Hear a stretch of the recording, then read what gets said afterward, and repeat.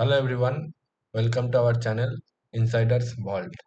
तो चलिए देखते हैं बिटकॉइन आने वाले दिन में कैसे मूव कर सकता है। तो जैसे कि आप देख पा रहे हैं कि पिछले 3-4 हफ्ते से एक ही जोन से बार बार रिजेक्शन ले रहा है मार्केट। और पिछले वीक में एक अच्छा पिन बार टाइप का रिजेक्शन कैंडल भी बना चुका है।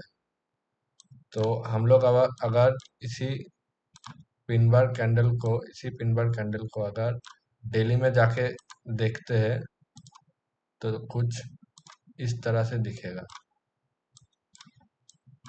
डेली में भी एक अच्छा रिवर्सल टाइप का बिग बार कैंडल बना चुका था। और एक और अच्छी बात यह है इस कैंडल की कि इस कैंडल को ऊपर से नीचे तक अगर फिबोनाची रिट्रेसमेंट हम लोग लगाए तो इसका एग्जैक्ट 0.5 रिट्रेसमेंट होके एक अच्छा बुलिश कैंडल भी बनाया है। और फिलहाल इस हफ्ते में पूरा एक जोन में फंसा है मार्केट। एक ही जोन में ट्रेड करते जा रहा है पूरा हफ्ता भर। ये है अभी का फिलहाल का करंट मार्केट सिचुएशन। अब मैं आता हूँ मेरा एनालिसिस पे। तो मेरे हिसाब से अगर ये जो डेली के 7-8 दिन से जो साइडवेज जोन बनाए हैं मार्केट ने, अगर इस जोन के ऊपर अगर कैंडल बड़ा टाइम फ्रेम का कोई कैंडल अच्छे से सस्टेन कर जाता है तो ऊपर के लिए टारगेट बहुत खुले हैं। जो मेरे हिसाब से दो टारगेट आ रहा है फिलहाल, जो कि एक है 88,600 के आसपास और दूसरा है 92,800 के आसपास। तो मेरे हिसाब से अगर ऊपर निकलता है मार्केट तो ये दो टारगेट इजीली अचीव कर सकता है।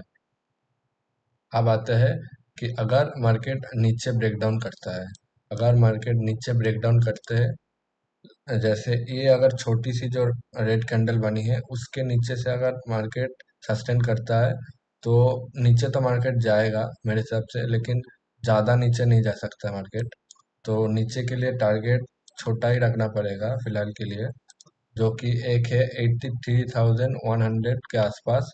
और दूसरा एक टारगेट मेरे हिसाब से अगर वीकली में जाए हम लोग तो वीकली के इस रिवर्सल कैंडल को अगर फिबोनाची रिट्रेसमेंट के हिसाब से देखें तो 0.5 के जोन दूसरे टारगेट है मेरे लिए 80,400 के आसपास।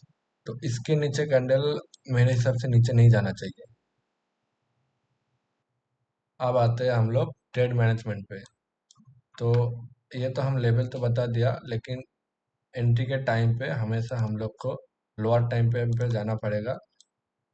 फिर जोन ब्रेक होते ही हम लोग को एंट्री लेना है। फिर नियर बाई स्विंग पे एसएल डाल के हम लोगों को वेट करना है टारगेट के लिए। और एक और चीज़ हमेशा ध्यान में रखना कि आपका रिस्क रिवार्ड 1:2.5 या 3 से कम होना ही चाहिए। उससे कम रिस्क रिवार्ड पे आप ज़्यादा देर तक सरवाइव नहीं कर पाओगे। आज के लिए इतना ही। फिर मिलते हैं अगले वीडियो में, तब तक के लिए बाय।